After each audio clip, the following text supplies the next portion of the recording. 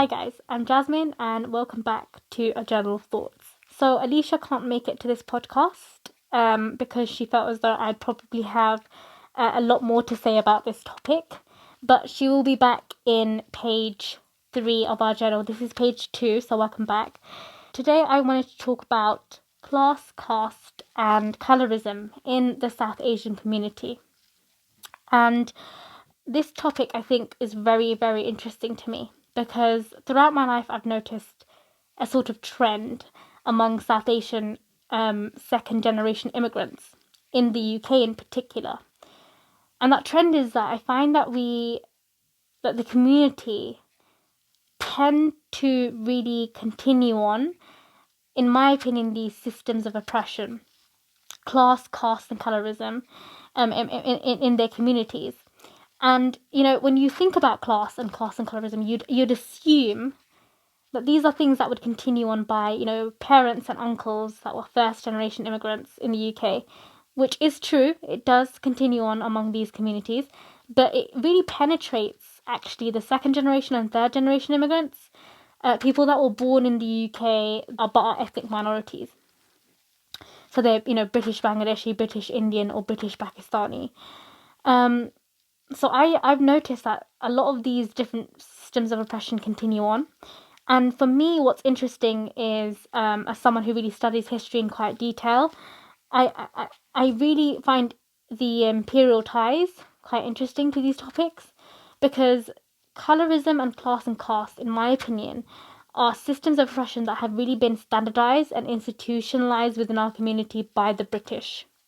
And that is the reason why these systems of oppression continue on in our psyche through generational trauma. And I find that a lot of people don't realize the origins of these forms of oppression. They don't realize where class comes from. They don't realize why class and why colorism is persistent in our society. And they don't realize that they're actually continuing on a trend of oppression that had been placed onto their ancestors by the British in a way that hadn't, happened before. So I think I want to caveat all of this by saying that colorism, class and caste weren't systems of oppression that were introduced by the British. They existed within the Indian subcontinent before the British even came in and took control of India. And when I say India, I don't just mean India, modern day India, I mean Bangladesh, India, Pakistan and Burma. So it did exist before, but what the British did is that they made these issues so much more serious than what they were before. They changed these issues from being something about, our culture to something that was ingrained within our political system, within our social systems, within our economic system. And that is where it becomes an issue. It becomes an issue because now these forms of oppression it penetrated all parts of society.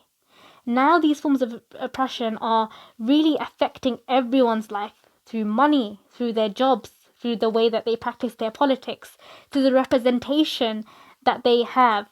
And that is why colorism, class and caste is still so persistent in our societies, even though people have moved away from, India or Bangladesh and they've made communities in their own lives in Western countries. These forms of, oppression continue on. So I really just wanted to share my opinion on these issues. And I wanted to break down the sort of definitions and give examples of where these things exist in our lives, but then also show the imperial origins of these forms of oppression, in hopes that maybe we can reflect, try and understand that every time we consciously and subconsciously enact these forms of oppression, we realize that what we're doing is only, perpetuating forms of, control of other people that were placed on our ancestors through, imperialism. And the very thing that a lot of, South Asian communities dislike is, the British Empire. We dislike the control that we faced, that our communities faced from the West. These things that we dislike, we're only continuing on by allowing colorism to persist in our societies as second generation immigrants or third generation immigrants, by allowing class and caste dynamics to get in the way of our lives. We're only, hurting ourselves. I also wanted to talk about this because I think that this issue of like colorism, racism, class, or caste dynamics don't just affect the South Indian community, but also affect other communities, ethnic minority communities. I think there must be something like this in the Hispanic communities, in Arab communities, as well as other Asian communities and the Black community as well, within the UK and across the Western nations, whether it be the US or Europe. And I really want to know a little bit more about that and your guys' opinion on it. So if you guys do have opinions, or if you guys do have experiences that you'd like to share, please do comment them down below, and it'll be really nice to start a discussion about this, because I feel like people don't talk about it enough, honestly. There is a lot of movement around, the BLM movement. There is a lot of movement around stopping racism, that's white versus any other race. But there's not enough, I think, out there about the topic of colorism. I think it is really quite interesting. But not just colorism, class and caste as well. So I do have notes here today, actually, because when I'm speaking about this, I really want to get the facts right. I have, had experience in my own life, but I've also researched quite a lot about these topics as well. So I want to make sure that whatever I say is factually correct. But the way in which I wanted to start talking about this was really looking at the definitions of colorism, class, and caste. Because I think when we really dissect these definitions, we can really understand what these things are. So we'll start off with colorism. What is the definition of colorism? So according to Google, colorism is defined as prejudice or discrimination against individuals with a darker skin tone, typically among people of the same ethnic group or racial group. That is a very, fairly straightforward explanation. Where can we see colorism really exist and persist in modern day society? A lot of people will argue that, colorism isn't a thing. It doesn't exist. Or racism isn't a thing. There are a lot of people that don't see the difference between black or white, or brown or white. And I think it's important to really, actually make it clear to these people that actually these forms of oppression still exist to this day. There's a huge problem with them, in our society. So what are these examples? So the first example is actually TikTok trends. TikTok, as we can all agree, is very much existent in our society as a very popular form of social media, outlet. And a lot of TikTok trends that are very popular in South Asian countries, but then have also sort of worked at penetrating, Western society among South Asian communities, is actually the skin lightening trends. A lot of people give advice on TikTok on how to lighten your skin tone. People say you should use different acids, lemon and salt to lighten your skin tone. And it's a form of skin bleaching, which is medically, terrible to do and put upon yourself. But there are trends of people doing these and giving, advice to other people on how to lighten their skin. There's also something else I think a lot of people actually have experience with. The beauty industry within India has actually, if I look correctly, there is in 2011, the beauty industry, the lightning beauty industry within India represented 6.75 billion rupees in the market. Lightening your skin tone in the beauty industry within India literally represented 6.7 billion rupees, and if I want to put that in dollars, that's $150 million. That is a huge amount of money being made. People are profiting from, bleaching. And a really clear example of that is Fair and Lovely. Now, if you guys don't know what Fair and Lovely is, it is a brand of cream that is existent in South Asian communities. You can get it in South Asia, and I'm pretty sure you can get it in the UK as well through, trade. Fair and Lovely claims to lighten your skin tone. And what I find quite interesting is that the advertisements around Fair and Lovely portray a woman that is darker skin tone, that is sad, that is so solemn. But then as soon as she uses Fair and Lovely, her skin naturally becomes lighter. And then through bleaching, of course, which we know is bad, but then she's happy, she's smiling, and there's sort of this positive sort of energy that's emitting from her body and her mind, her soul. And I think that's quite interesting because it does show that colorism is so existent that it's perpetuating the beauty industry, the market. People are making money from it. and there's, clear forms of discrimination that are posted on advertisements for people to actually, consume and register. And I think that is really problematic. But Fair and Lovely continues to make a lot of money in India, Pakistan, and Bangladesh. And people within the UK and European countries and the US can also get their hands on Fair and Lovely creams. So that's another example. Another example is actually Bollywood. So old Bollywood, movie stars, if you look at any of the actors and actresses, you'd actually find that a lot of them, virtually all of them, are very fair skin toned. You don't really get many dark skin toned actresses and actors. And, especially a lot of the famous ones that were sort of really popular in the 90s, they're all very, they've got very fair complexions.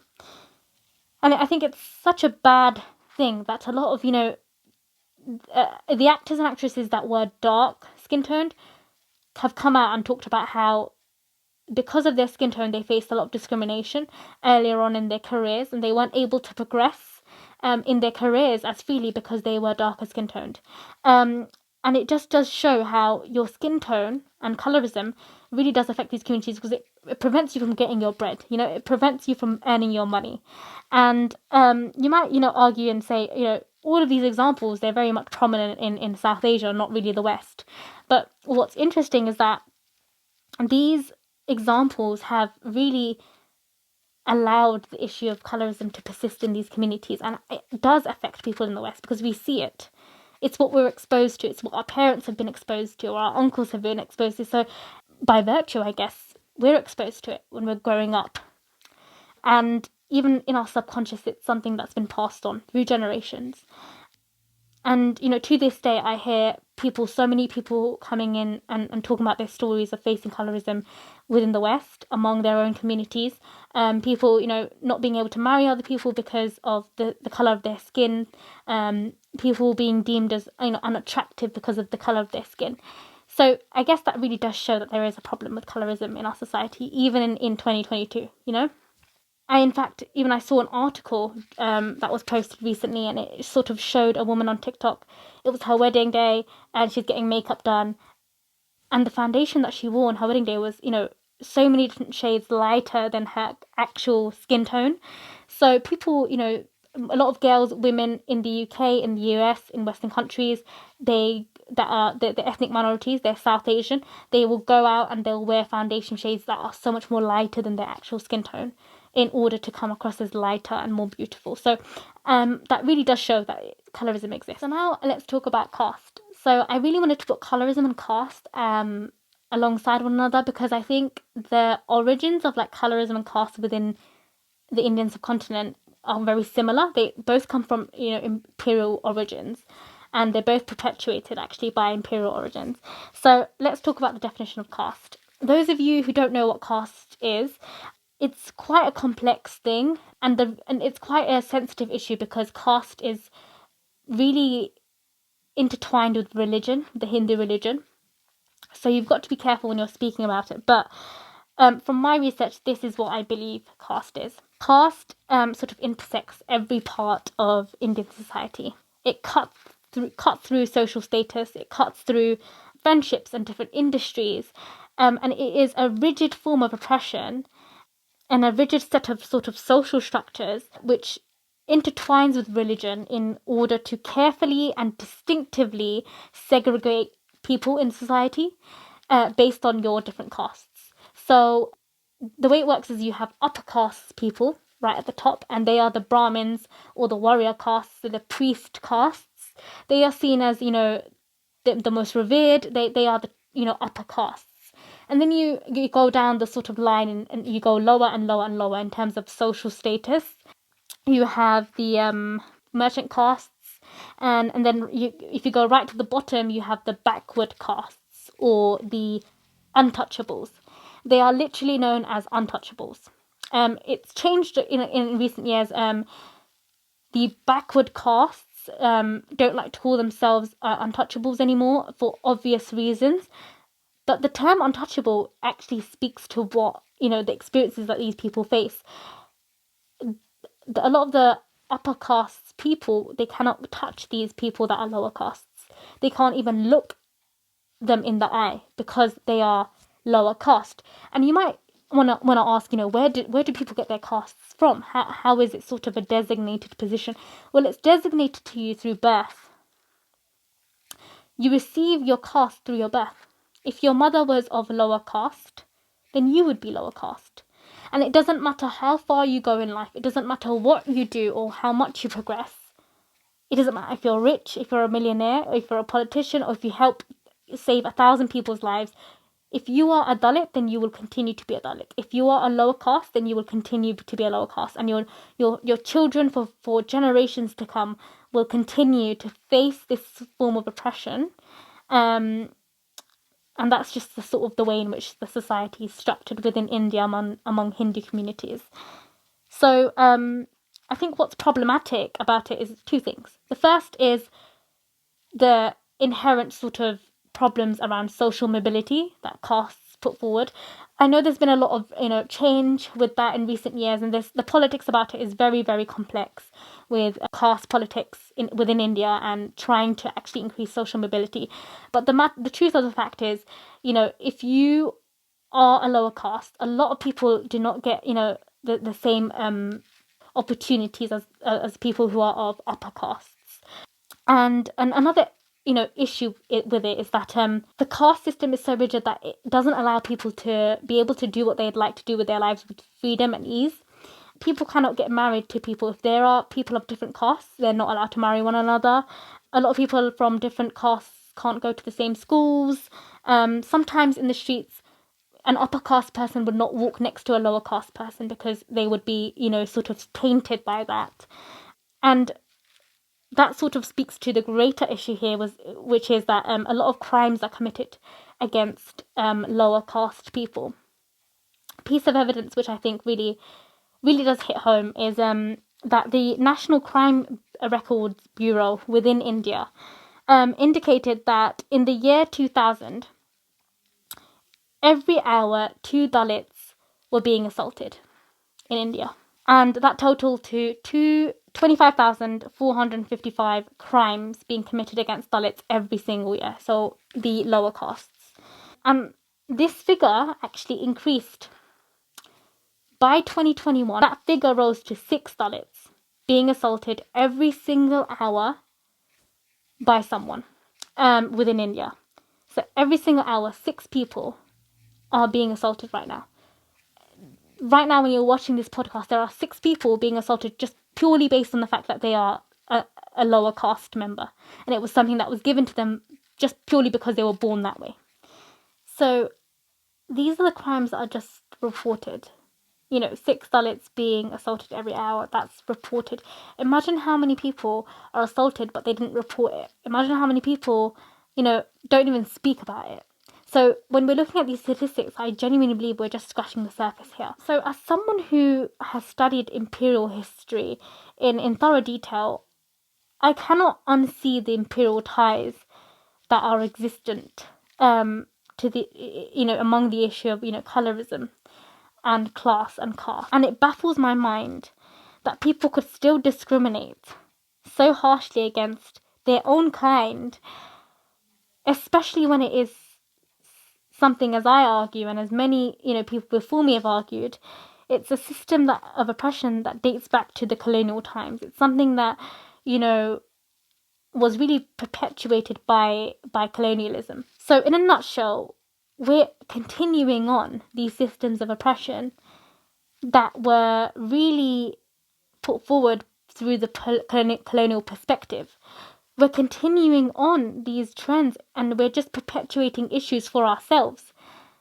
And every time someone says or thinks, because I'm dark, I'm ugly, or because that person's dark, they're ugly, or because they're a Dalit, they're not worthy enough.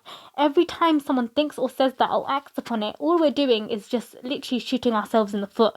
Because all these ideas come from white people coming to, our ancestral homes and saying, okay, you guys are not worthy enough because we're lighter than you, or XYZ. And I will explain to you guys, the sort of justifications that the British used in order to really standardize and institutionalize colorism and caste, as systems of repression within the Indian subcontinent and within South Asian communities.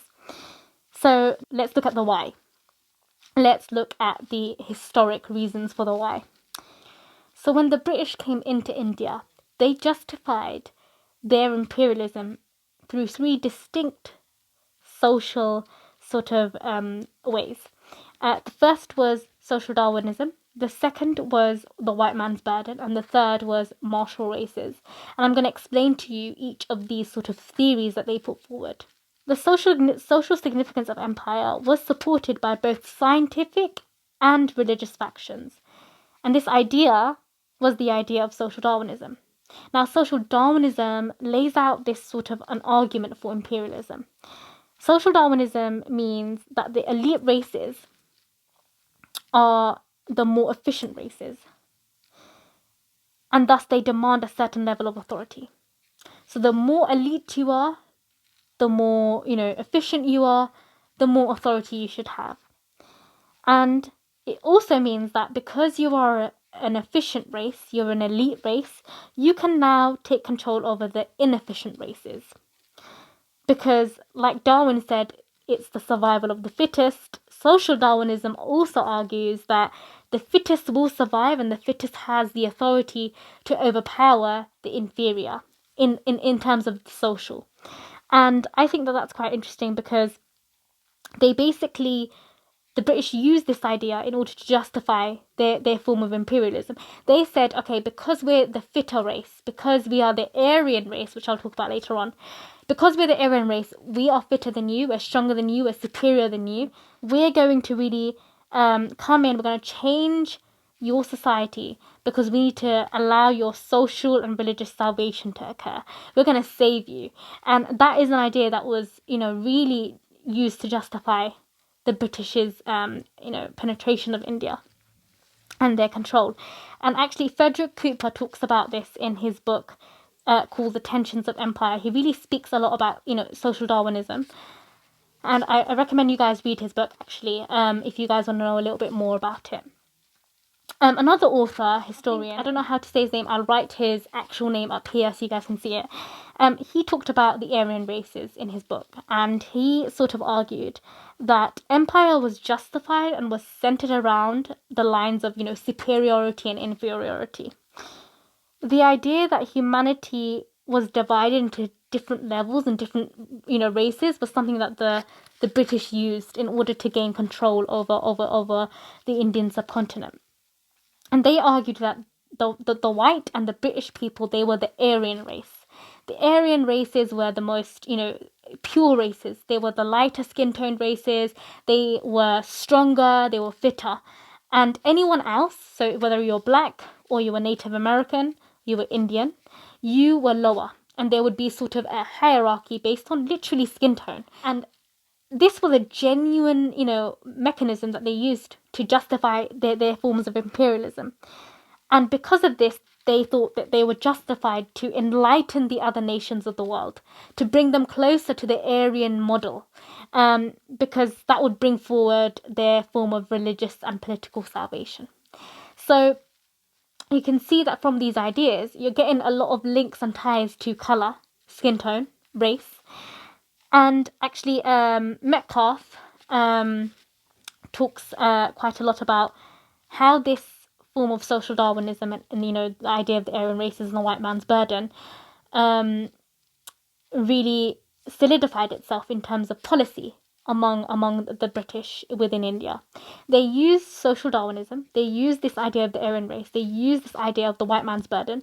The white man's burden was the idea that, it was the white man's burden and duty to now save the people that were, not of Aryan races, save the Indians. Metcalfe talks about the martial races. So the British actually used social Darwinism. They used the white man's burden and Aryan races to justify their sort of political actions within India. And one of them was the formulating this sort of myth of martial races. So the martial races was the idea that there would be certain groups of people in a society that were, because of their, skin tone, they were more superior than other groups within society.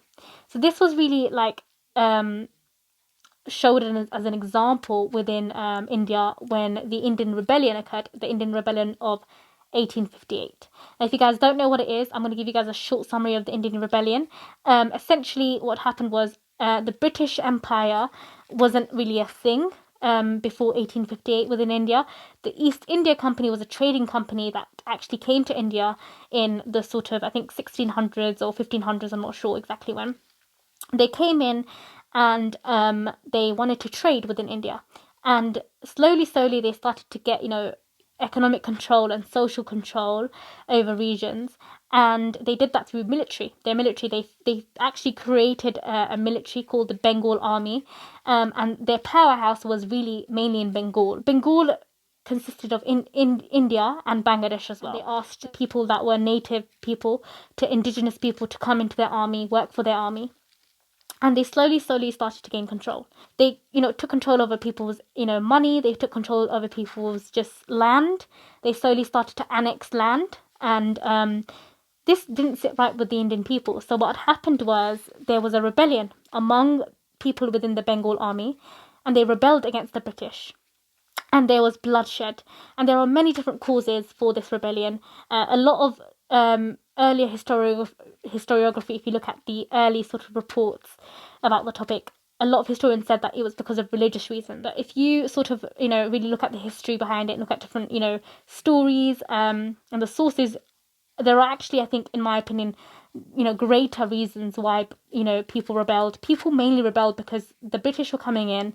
This company, the East India Company, was coming in, and they were really affecting people's life. They were really taking control of people's, land. They were taking control of people's money. And a lot of the people that rebelled actually were a part of peasant communities who, they were farmers. They weren't people with a lot of money. So what does this have to do with the martial races and colorism? So after the rebellion happened, unfortunately or fortunately, however you want to look at it, the Indian people, the indigenous people, they lost the rebellion. And the British came in and they took control of the country afterwards.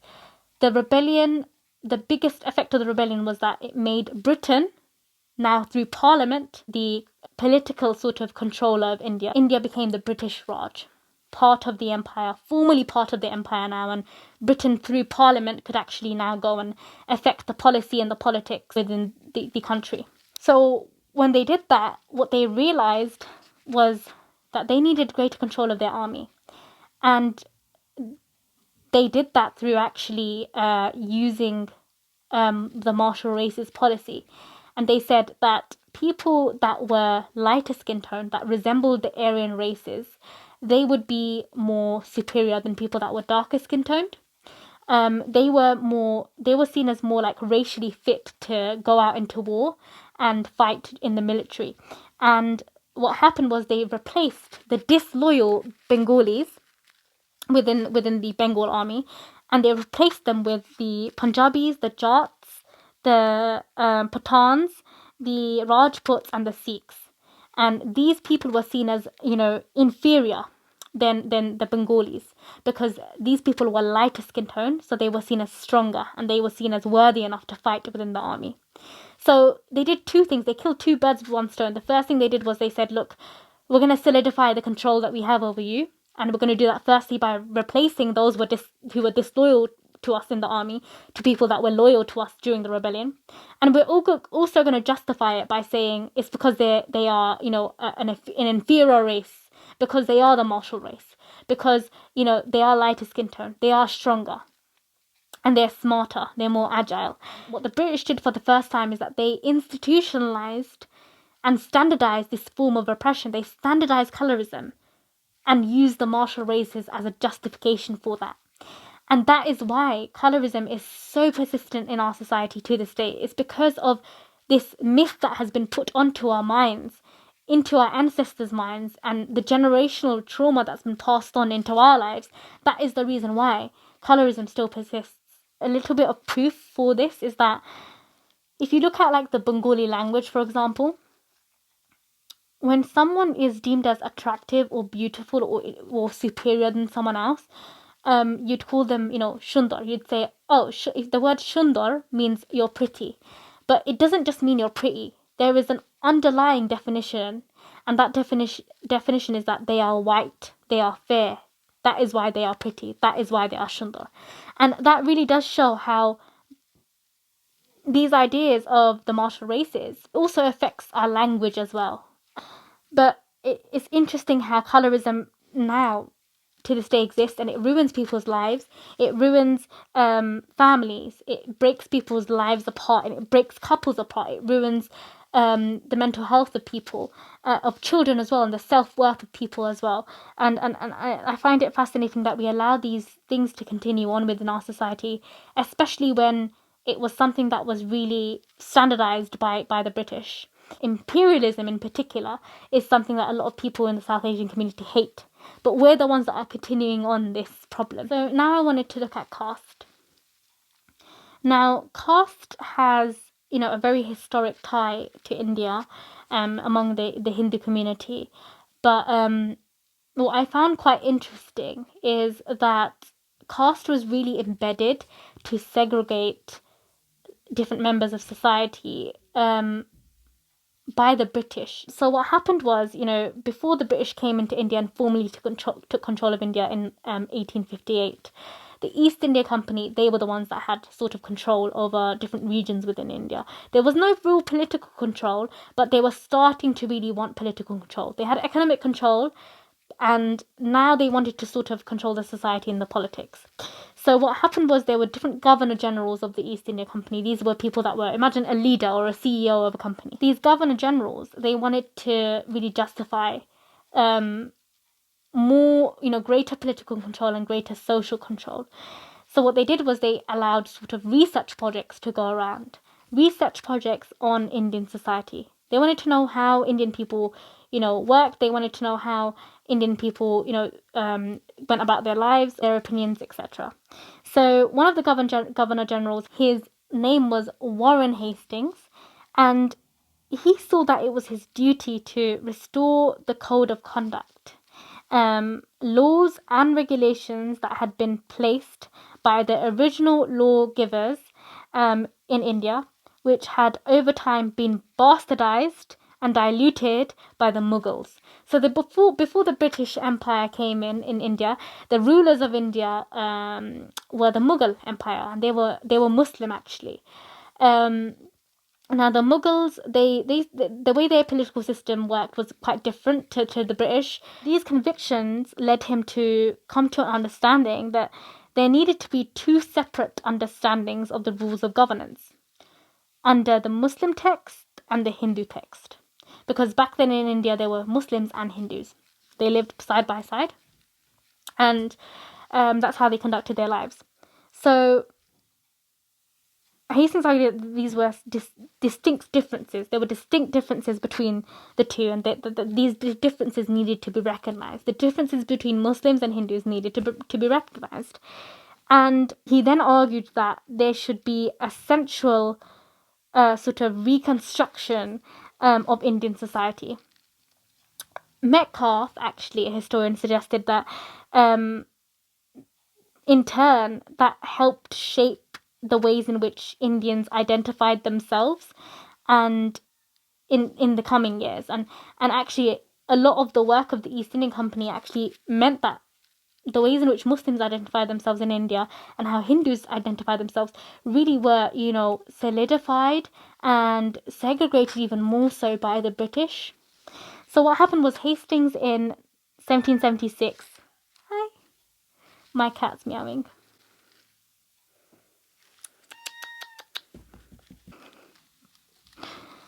So my cat's here right now. I don't know if you guys can see her tail. Hi.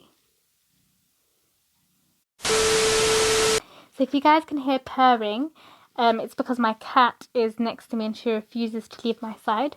But what happened was actually Warren Hastings in 1776 brought a panel of Sanskrit legal scholars.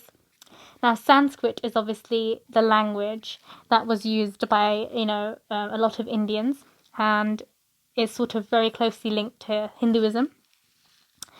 and the language in Hindu scripture. So yeah, he brought together a panel of Sanskrit legal scholars known as Pandits to compile a code of Gentoo laws. This then changed the legal makeup of Indian society in that it placed a privilege under the Brahmin Pandits and brought about the Brahminization of Indian law. So this Brahminization of Indian law lasted until the late, to mid 1800s and, the 1860s. And it also established the introduction of English caste law in Indian law. Now, Brahmins were superior than, other castes, but were also more superior than the Muslim scholars and the Muslim elite. Because during the Mughal time, actually, the scholars that were revered were Muslim scholars. And then when the British came in, they were like, no, okay, the Brahmins are superior. So it really did like codify and really, like I said, institutionalize the superiority of Brahmin people. And that is where you have like problems with the caste dynamic within Indian society. And what I find quite interesting is different writers and scholars within India actually do not support the caste dynamics either. So yeah, one of the most revered scholars who is anti-caste in India is actually B.R. Ambedkar. Ambedkar argues that caste is a harmful institution, and he also argues that the system of caste can't be justified by biological explanations, arguing that humans are the same species, and that caste creates varieties of the same species. He thought that this was a man-made belief that promoted inequality. In all his writings, he sought to really promote equality, and he wanted to eradicate this sort of ritualism. He wanted to eradicate the idea of caste and these ancient sort of customs, because he thought that it was a hindrance on society. It would hinder the progression of people. And there are, a lot of people that have argued, and Ambedkar also argued, that caste was something that was placed onto the Hindu religion to restrict them and control them. And that is where there are clear ideas that there were imperial ties to this. The reason why a caste was so, embedded within Indian society was because of the British.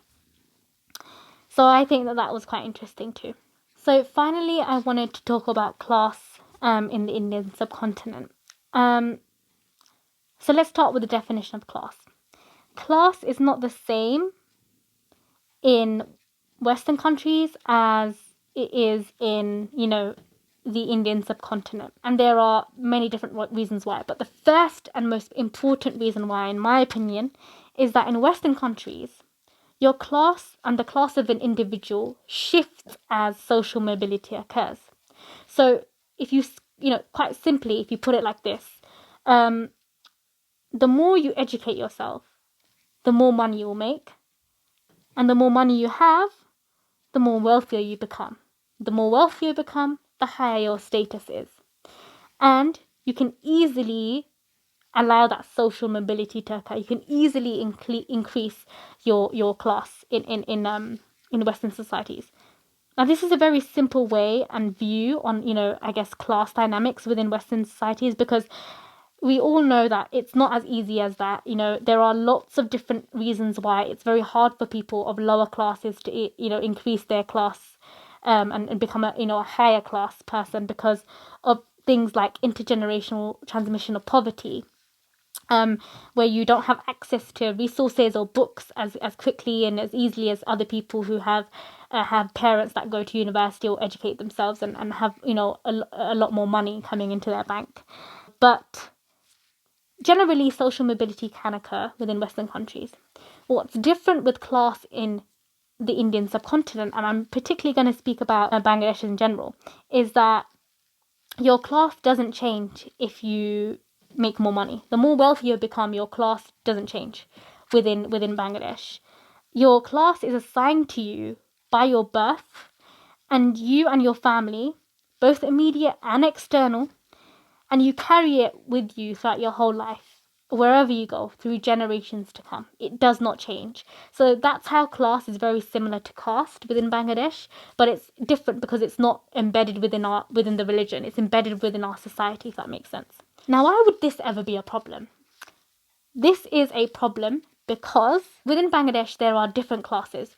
The upper classes are known as the talukdars, or the people that are zamindars. The definition of the talukdar and zamindar is ownership. You have ownership of a property. These are the upper classes, the middle classes people. And then you have people who are gulams. The gulams are the slave classes, and they're the lowest classes possible. This is an issue because there is no marriage that is allowed between the gulams and the talukdars. And the gulams are often, really discriminated against. People don't speak to them. People don't even speak of their names because it is seen as sort of disgusting. And people who are gulams are seen as very much less than. They're not even seen as human beings. They're seen as half humans within Bengali society. So what interests me in particular is that this is like a pure form of discrimination that people face. And it's purely based on a system of oppression that was put forward to us by the British. The British Empire was the reason why talukdars, zamindars and gulams even existed in the first place. And I'm going to tell you how and why. The system of class in Bangladesh is inherently flawed because it is derived from imperial concerns. It's got nothing to do with logic. It's got nothing to do with our culture. It purely is derived from imperial concerns. So the word talukdar actually connotes to ownership in Bengali, like I said before, particularly the ownership of money and land. It is a very similar definition to zamindar as well. And what happened was the British initially came in and they started taking territory and they started to expand within India. And they specifically did that within Bengal. Now, there's a really amazing famous book out there by historian and author P.J. Marshall. The book is called Bengal, the British Bridgehead. And it is a really good book that really summarizes how the British used Bengal as a state to, penetrate Indian society, and the real political, social, and economic significance of Bengal to the British, not only through the East India Company, but also within the British Empire as well and the British government. So I recommend, if you guys want to know a little bit more about that, definitely give that book a read because it is very interesting. But I'm going to sort of explain to you a little summary of sort of what happened and how that relates to class dynamics. So, like I said, the British came into India as a commercial company, which called itself the East India Company, in the 1600s. They came to India and they, petitioned the Mughal Empire at the time for the ability to trade within India, and that sort of trading agreement lasted for 300 or so years until anything was really done. So by the 1800s, by the 19th century, Great Britain wanted more influence among Western countries through imperialism. They wanted to grow their empire, and they really wanted to find out a way in which to become more powerful. So they saw India as a really, really easy route to that, success. There was a war that happened, and it was called the Battle of Plassey. And in 1756, the East India Company used their control and their, political relations to informally gain control over Bengal, and they really started to enact policy that would change the social and political makeup of Bengal as a state. So what they did was, the first thing that they did through, their puppet ruler Mir Jafar, first thing the British did was they enacted the Diwani of Bengal. The Diwani of Bengal gave the British the right to collect tax. They had economic power over the land, political power now over the land. So they actually made talukdars the established tax collector within Bengal. The talukdars were required to collect tax, maintain law and order, and they provided, political and military supplies and manpower to the provincial government. And these people that were talukdars, they were actually revered and they were given titles for their services. And these titles were things like chowdhuries, talukdar, zamindar. These were titles that were given to them for the work they did for the British Empire because they were collecting tax. They had a right to collect tax, and the British put that power, put that name on them. So what happened was these names meant that the tax collector became, the owner of the land, essentially. And people that actually owned the land, they were known as Rayot. And they were the ones that were being taxed.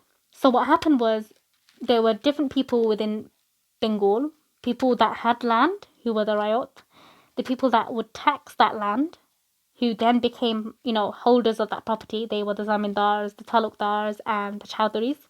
And then there were the gulam. The gulam were the people that would move. They would move from land to land. They were travelers. And this idea, this, system, this social structure really continued to progress on for, years to come. So that 100 years later, when the Indian Rebellion occurred, these forms and systems of oppression, these systems of segregating society persisted on. And over time, now then another 100 years later, when decolonization occurred and the British left India, they left India in such a bad state that in 200 years' time, the idea of a zamindar, a talukdar, and a chowdhury, and the idea of a gulam was actually solidified within society. It had never existed before, but it became solidified. And this was just something that was just normal for people, because for generations and generations, this was something that people saw as the norm. If you are a chowdhury, you are superior. If you are a gulam, you are inferior. That is how it was, and it passed on from generation to generation. So during decolonization, the British had to leave India, and they left India with India becoming a nation, and then Pakistan and Bangladesh not becoming their own nations, but becoming East and West Bengal. The zamindars at this point owned vast amounts of land, and in 1954, the Pakistani government abolished land ownership. That was the Zamindar Act of 1950, I think. And it meant that, any person that had land, they would have to give some land up to the government. And, they abolished the sort of, the system of zamindars, the system of talukdars that was put onto them by the British. So it meant that a lot of people had to give up their land. So, you'd think that this form of segregation would have stopped, but no, it didn't. It didn't. Culturally, the idea of this form of segregation continued to stay. People still associated themselves as zamindars, as talukdars, as chowdhuries. To a point, to this day, from 1950 all the way up to 2022, people still talk about how their ancestors were chowdhuries. People are still not allowed to marry gulams. Gulams are not even spoken of in many, Bengali families. And even as second generation immigrants or third generation immigrants, we see the effects of this to this day among our family members. If you ask a lot of Bengali people in the UK, and I'm sure it's existent in other countries in the West, a lot of their family members, people who are second generation immigrants, third generation immigrants, they're not gulam. They're either zamindar, talukdar, or chowdhury. And that's because historically there's been some sort of level of prestige and superiority that has been attached to that name. And all of this comes from the British. The British were the ones that put the idea forward of zamindars and talukdars. They used the zamindari and talukdari titles. They created it. They used it for their own gain, so that they would gain money in the form of taxes from the Bengali people, and they created these forms of segregation, and they perpetuated issues for these people, for Bengali people, for generations to come. So that in 200 years after the British took control of Bengal, the idea of zamindars were abolished. Even though they were abolished, it culturally still persisted in our society, and to this day, people are still being affected by this. So the stigma attached to gulams remained, And this was utterly, created and perpetuated by the British. And we are the ones that are deemed to hate, colonialism, because we were the ones that were affected by colonialism. But our actions are solidifying and keeping a form of oppression alive.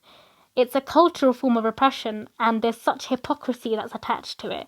So I really think it's really interesting for, I think, a lot of Bengalis, but not just Bengalis, but other people within the Indian subcontinent, Pakistanis and Indian people out there, to really look back into their own heritage, look into their own homes and families, and try and understand where these forms of oppression lie, if they lie at all, and any time they're faced with it, to really question where the history behind it and where it came from. Is this something that was a part of our culture and our way of life, or was it something that was put onto us by another society in order to control us? And why are we continuing on these forms of oppression? And I also want to, target this video not just towards the second and third generation immigrants, but I also want to target towards, people that are from Bangladesh, Pakistan, and India and Burma, people that are really closely tied to these forms of oppression in their own lives. And I want to really ask you guys, why are we continuing on these forms of oppression? Where do they come from? And don't you think it's our duty to try and change this and really understand where these things come from? So yeah, that was basically my 2 cents on the topic of colorism and caste and class. I'm really interested in hearing about your guys' opinions on the matter. Did you guys even know about any of this? Have you guys experienced any of this in your own families? And if you haven't, let me know too. So yeah, that was the end of page 2 of our general thoughts. Page 2 of our general thoughts. I really hope you guys enjoyed this video. It was very much a very serious topic, but I thought it would be something that's interesting to talk about, especially because it's not talked about enough. If you like this video, please subscribe to our channel. If you like any of our content and you find it interesting, please subscribe, because it will support us so that we can continue making more content. And share this video with your moms and your dads and your uncles. Share it with your cousins, share it with your friends. I really want this topic to be talked about more among the different generations within the South Asian community. So yeah, like, comment, subscribe, and please share the video. And I will see you hopefully for page 3 of our journal. So yeah, thank you for watching this video, and we'll see you next time.